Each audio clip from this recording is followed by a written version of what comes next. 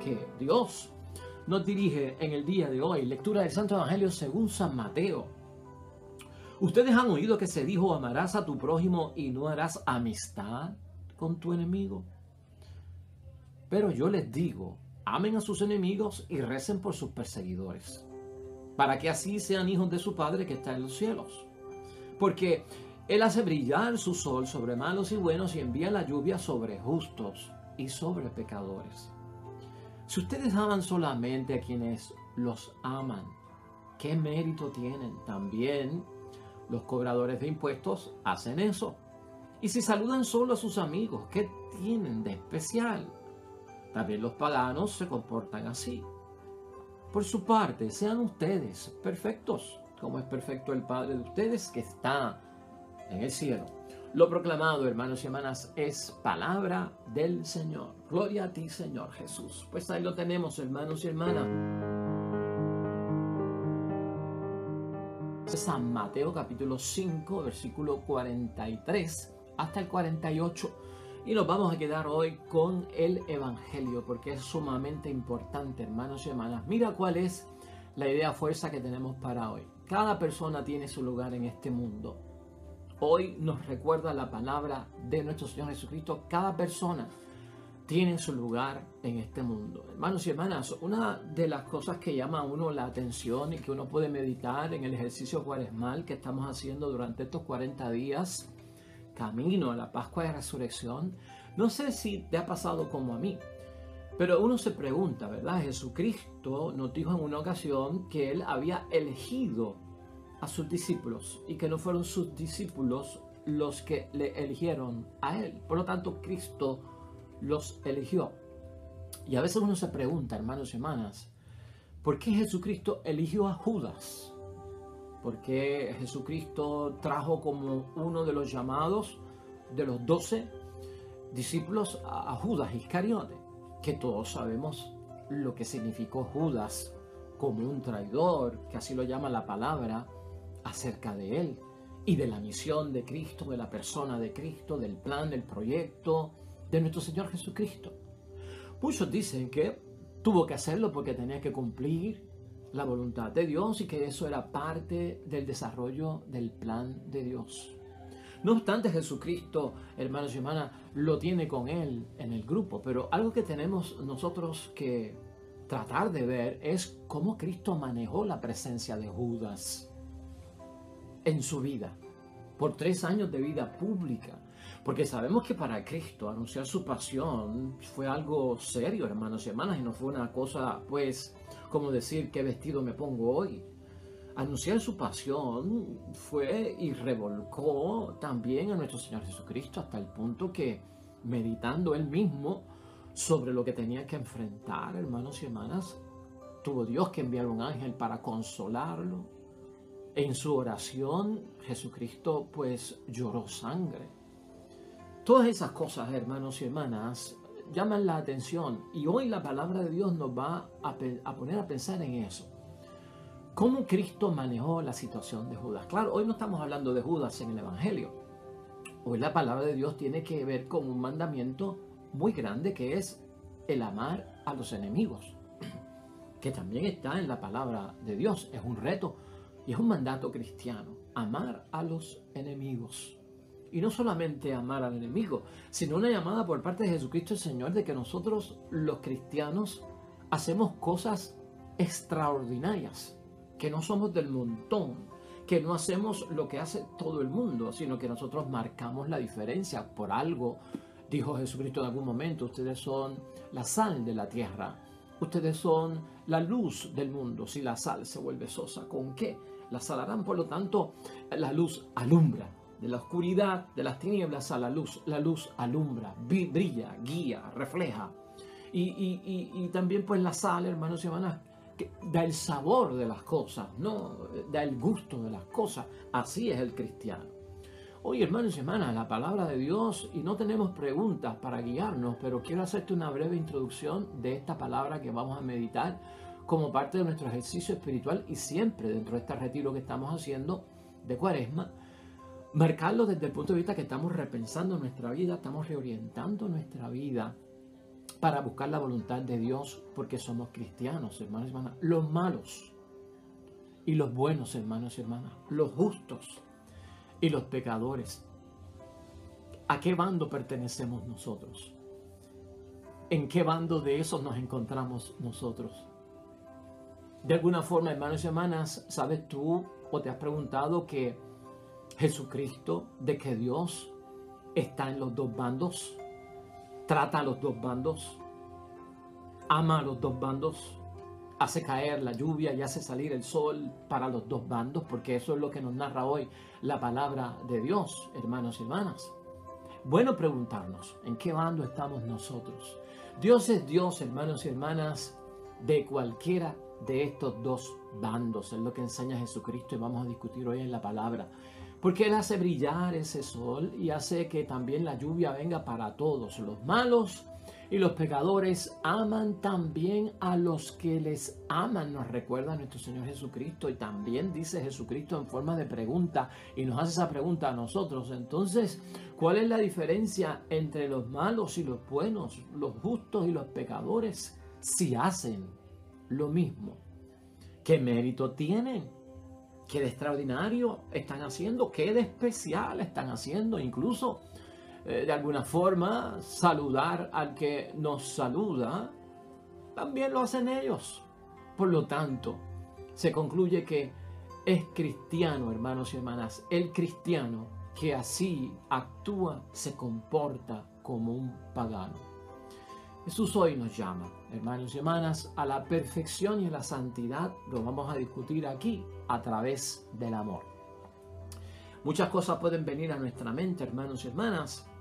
Lo difícil que puede ser este mandamiento, cómo lo vamos a manejar, cómo lo vamos a implementar, cómo lo vamos a tener de práctica en nuestra vida, nos va a ocupar el tiempo de hoy. Y vamos a hablar entonces acerca del amor a los enemigos. Amarás a tu prójimo y no harás amistad con tu enemigo. Esa es la versión nueva, hermanos y hermanas, la traducción nueva de aquello de odiarás al enemigo. De hecho, el odiar al enemigo no se encuentra así tan estrictamente en palabras en la Biblia.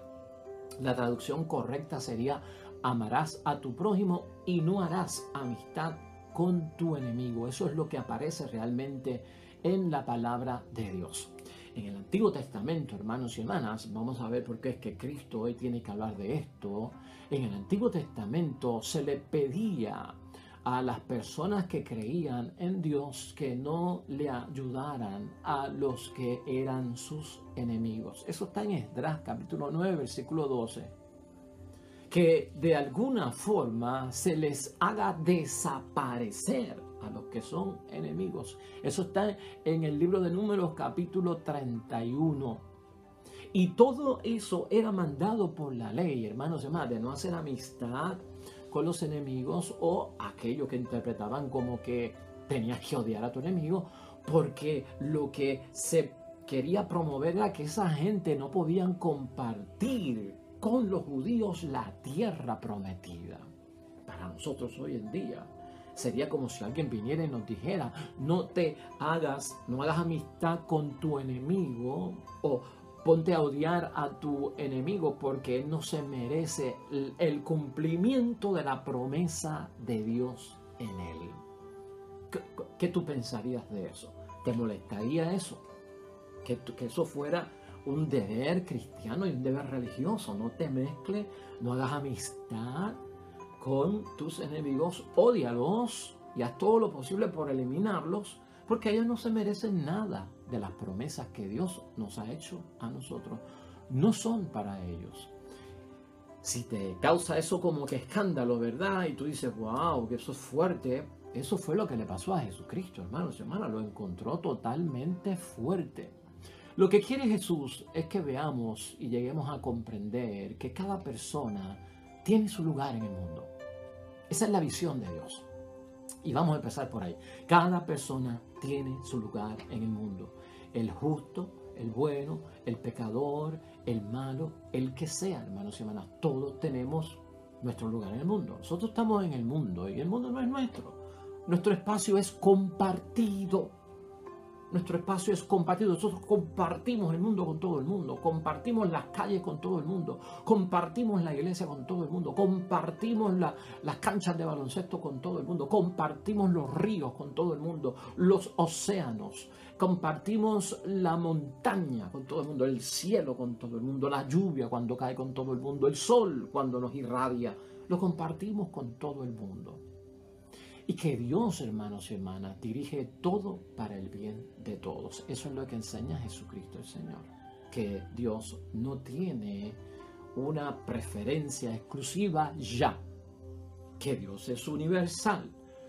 Que dentro del amor que tiene Dios por todo el mundo es para que todo el mundo se encuentre bien. El primero, hermanos y hermanas, que los reconoce a los supuestos enemigos y los ama es Dios. Es lo que dice Jesucristo. Imagínense, y nosotros somos seguidores de Dios y creemos en Dios. Y el primero que ama, que no odia a los enemigos es Dios. Tenemos que ver cómo Dios ve. Eso es lo que dice Jesús. Y ser perfectos, como Dios Padre es perfecto. Ahora, ¿entendemos nosotros esa llamada a la perfección? Entonces, si Cristo nos llama a la perfección para amar al prójimo, para amar al enemigo, hermanos y hermanas, entonces eso es lo que lo hace difícil, Padre, porque hay que ser perfecto para amar al enemigo y yo no soy perfecto. Oye, la perfección espiritual y cristiana no es la perfección del cálculo matemático y no es la perfección del cálculo científico. Echa eso a un lado. Cuando tú escuchas la palabra de ser perfecto o perfección, es en términos espirituales, es en términos de salvación, de discipulado, de la voluntad de Dios. No mezcles las matemáticas, la ciencia o la lógica con la llamada a la perfección. No, Cristo quiere que seamos perfectos como Dios Padre es perfecto porque Él es el primero que ama y desea el bien para todos y el que creen que todo el mundo tiene su espacio aquí en la tierra. La perfección cristiana, hermanos y hermanas, para Jesús es lo que motiva los puntos de la nueva moral. Cristo está inaugurando una forma nueva moral de relacionarnos con todo el mundo, no solamente con algunos, los de nuestro bando, los de nuestro clan, los de nuestro trabajo, los de nuestro partido, los de nuestra religión, los de nuestra familia, los de nuestra raza, los de nuestro idioma. No, hermanos y hermanas, una nueva ética, una nueva moral que no excluye, sino que incluye. No se trata solo de multiplicar las obras buenas, es lo que da a entender Jesucristo con esta llamada a la perfección, hermanos y hermanas. Hay obras buenísimas. Y Dios las aplaude y hasta las premia, hermanos y hermanas, como es el saber perdonar, como es el tener y compartir la generosidad. Pero Jesús quiere una transformación personal. Eso es parte de nuestro ejercicio cuaresmal. Eso es parte de nuestra cuaresma. Esa transformación, esa metamorfosis, ese cambio.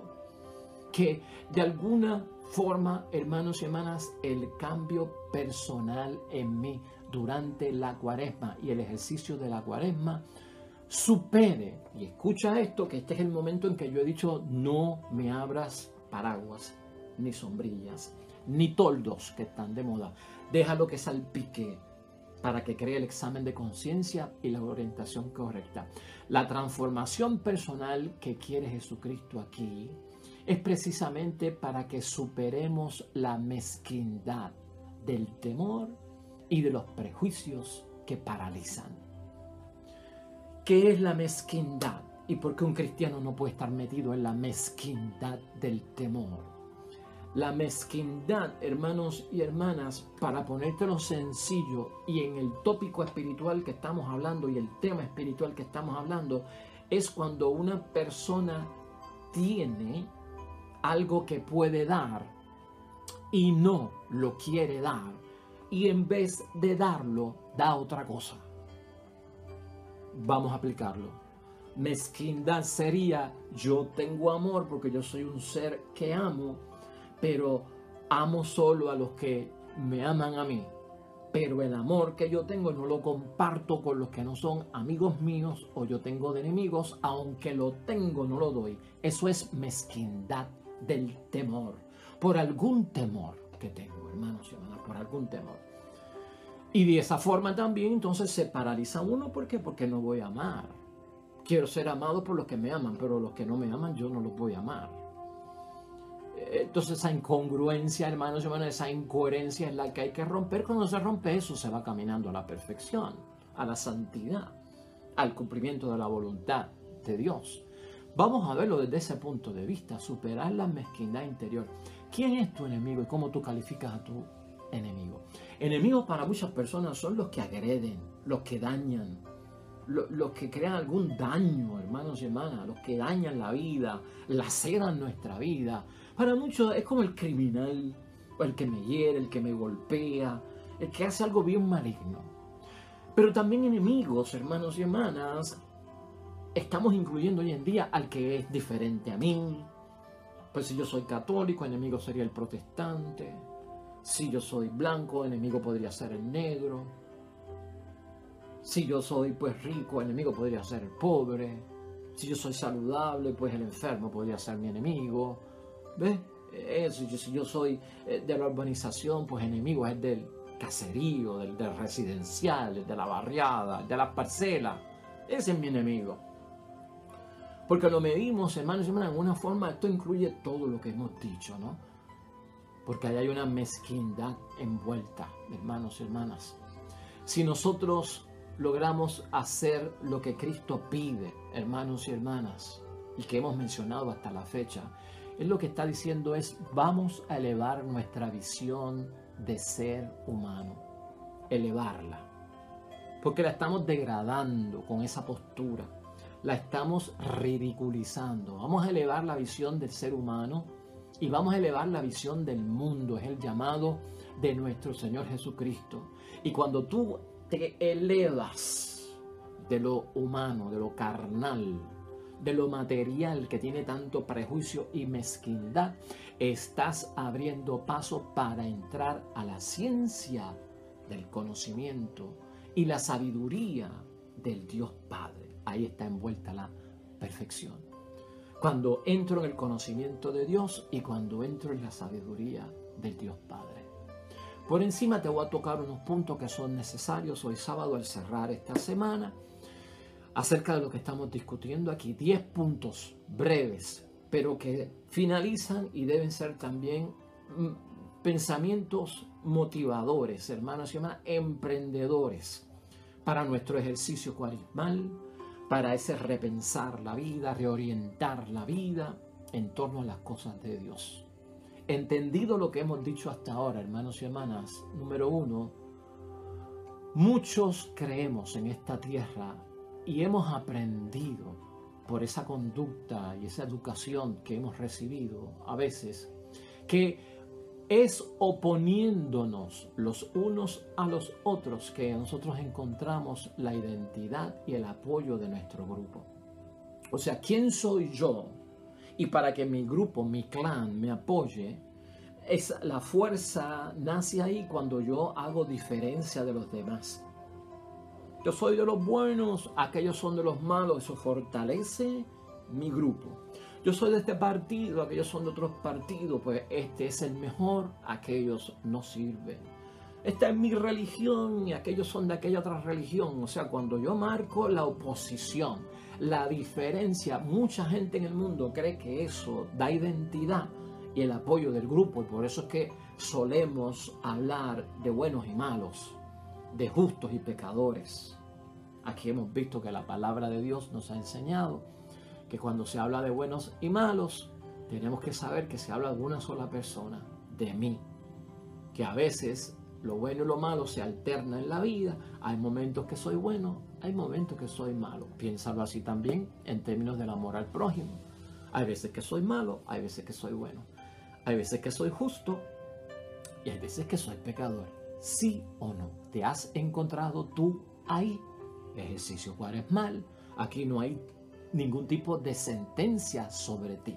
Aquí lo que hay son tal vez, hermanos y hermanas, unos señalamientos para poner a mover mi mente. Eso en primer lugar. En segundo lugar, hermanos y hermanas, ¿cómo me realizo yo personalmente?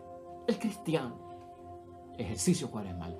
¿Cómo me realizo, me desarrollo yo personalmente como un cristiano? Pues, hermanos y hermanas, queriendo el bien del otro.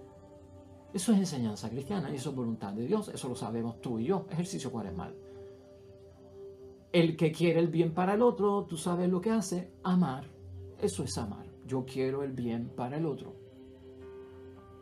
No tanto buscamos nuestro bien. Está el bien para nosotros, sí, pero buscamos el bien para los demás. ¿Te cuesta mucho orar por la conversión de tu enemigo? Eso es amarlo. ¿Te cuesta mucho que Dios proteja y bendiga a tu enemigo?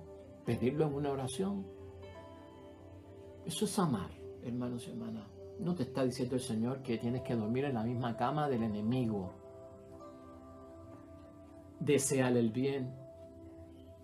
Que tenga la persona un momento de conversión y transformación en su vida.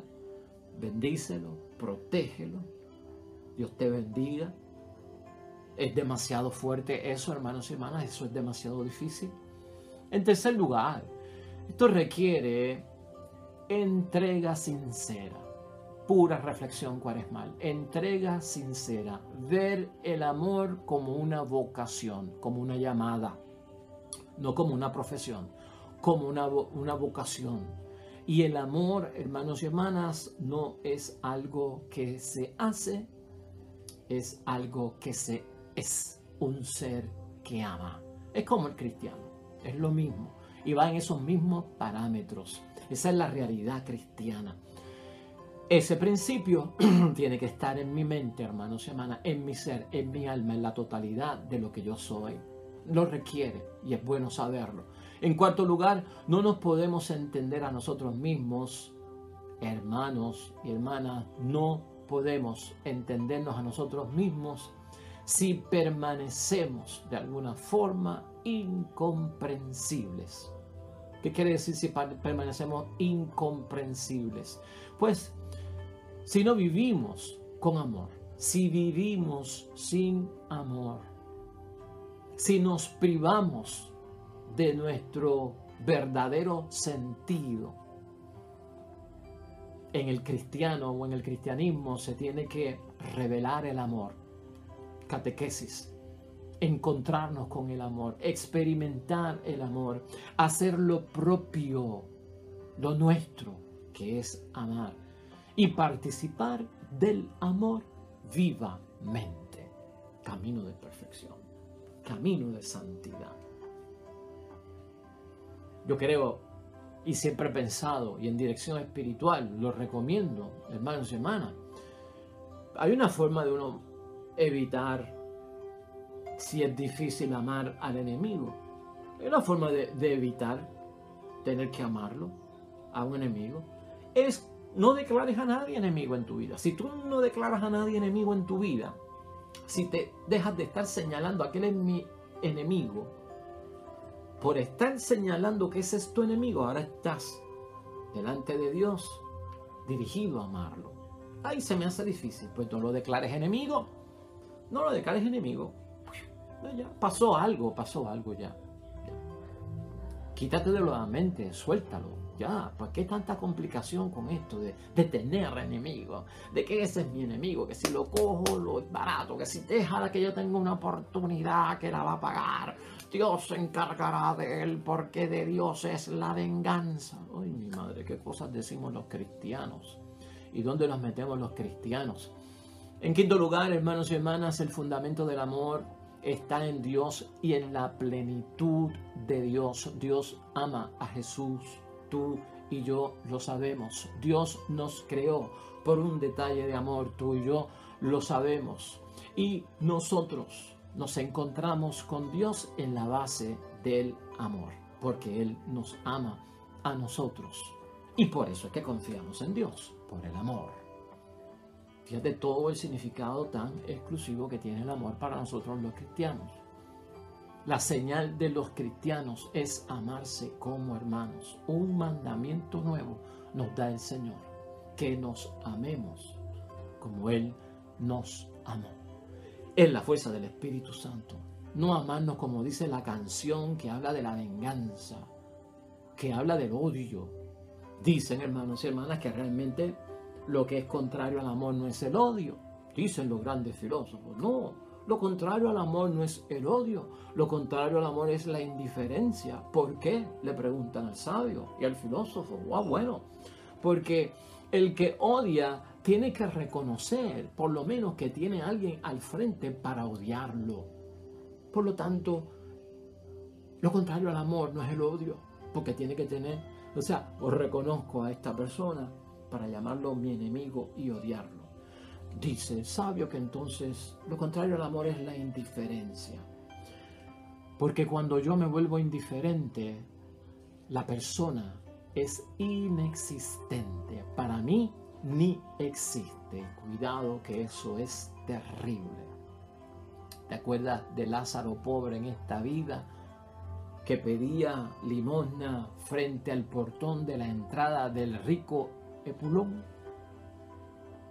Dice la palabra que pasaba todos los días el rico por su portón y no lo veía.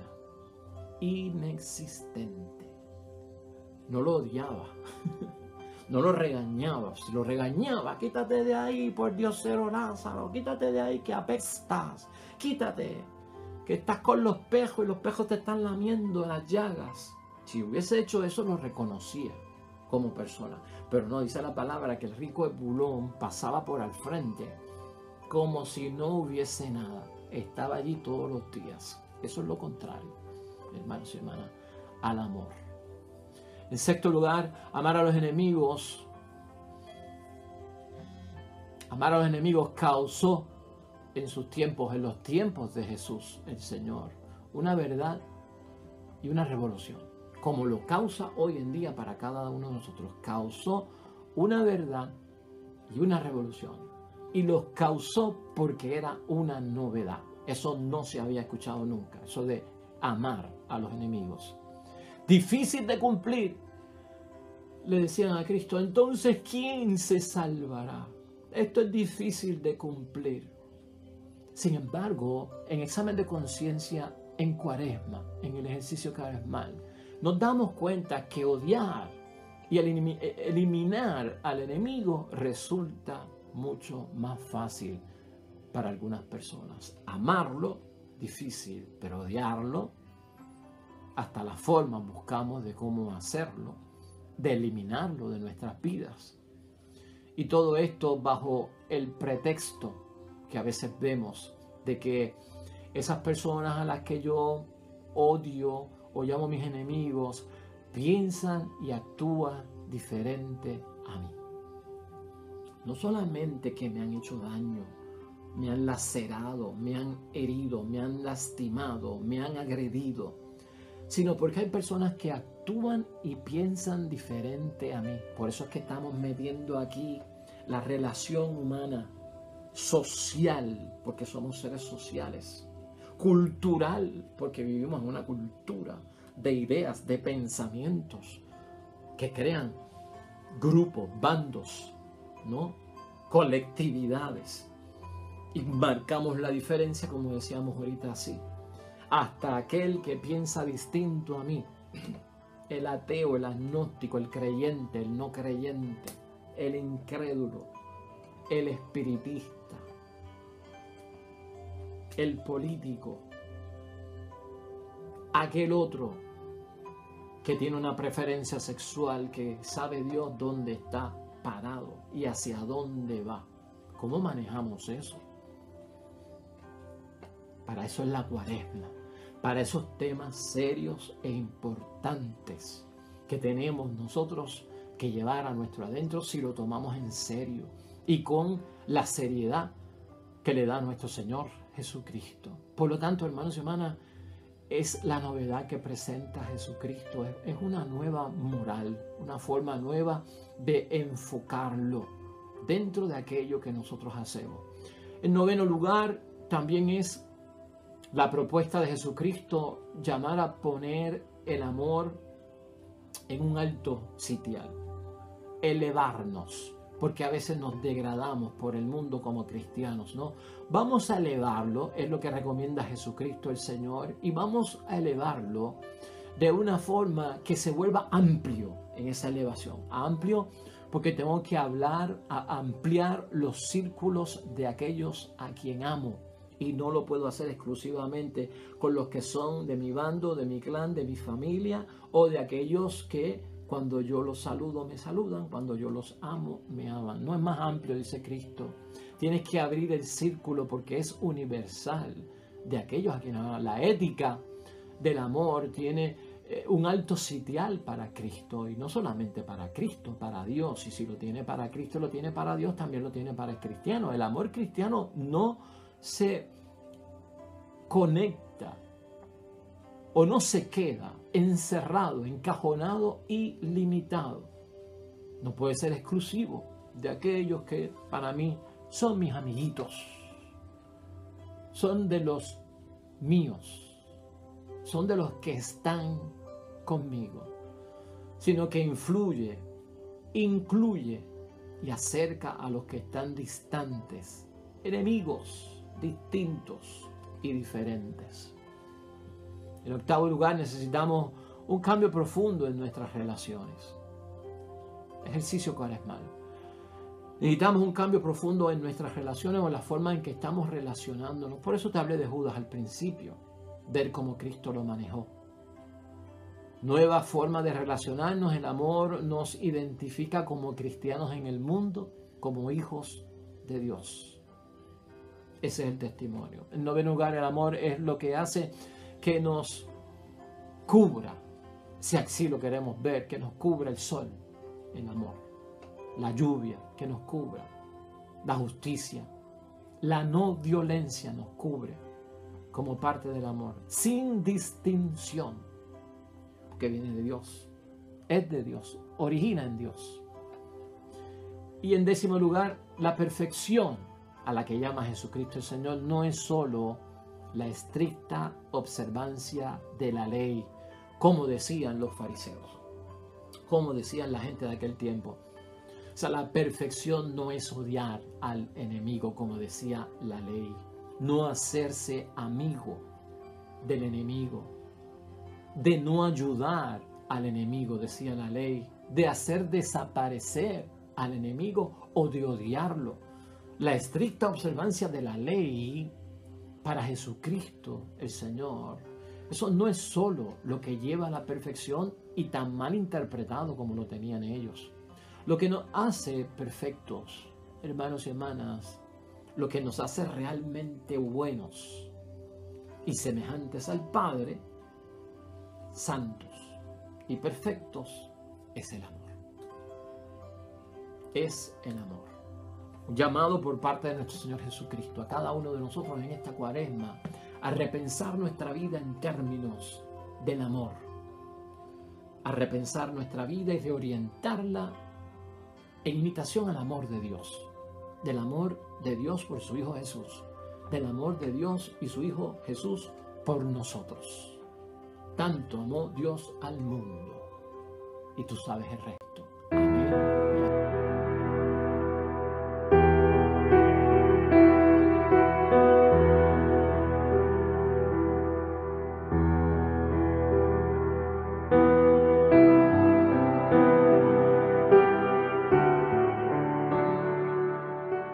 Hermanos y hermanas, el Señor esté con vosotros. Bendición de Dios Todopoderoso, Padre, Hijo y Espíritu Santo, descienda sobre ustedes y permanezca para siempre. Regresamos mañana, nuevo Evangelio y meditación de la Palabra de Dios. Todo cuanto hagas hoy junto a los tuyos para la gloria y la honra de nuestro único Dios, hermano y hermana, te va a ir bonito en el nombre de Dios y más todavía bendecido.